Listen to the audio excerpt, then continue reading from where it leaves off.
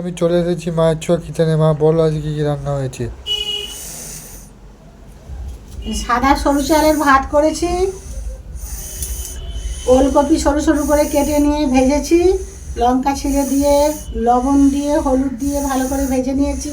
লাগাবার সময় পোস্ত ছড়িয়ে দিয়ে লাবিয়ে নিয়েছি। এটা 2 পিস মাছ ভেজে রেখেছি।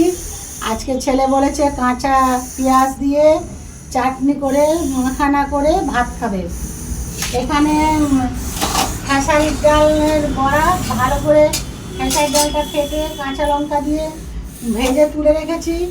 কড়ার মধ্যে ভালো করে আলু ভেজে নিয়েছি, নেবার পরে লবণ দিয়েছি, হলুদ দিয়েছি, আলুটা ভেজে নিয়েছি, দিয়ে লাউডাটা দিয়েছি, দিয়ে ভালো করে কষে নিয়ে একটা টমেটো দিয়ে দিয়েছি। তারপরে হলুদ গুঁড়ো, লঙ্কা গুঁড়ো, জিরে গুঁড়ো দিয়ে ভালো করে কষিয়ে জল দিয়ে দিয়েছি। এটা প্রায় টমেটোর একটা দিয়েছি, রান্না রেডি। এবারে ঢেলে দেবো বড়াটা। বড়া ভাজাটা দিয়ে ভালো করে একটু একটু নেড়ে নিলাম, লবণ দিয়ে দিয়েছি। এটা হচ্ছে আলু ডাঁটা বড়া, খেসারি ডালের বড়া দিয়ে তরকারি। আর একটু লাগাবার সময় কাঁচা সর্ষের তেল দিয়ে দিলাম।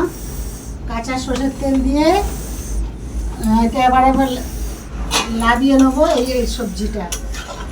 এই ভিডিওটা ভালো লাগে লাইক কমেন্ট আর শেয়ার করে যাবেন বন্ধুরা, সাবস্ক্রাইব করে যাবেন বন্ধুরা।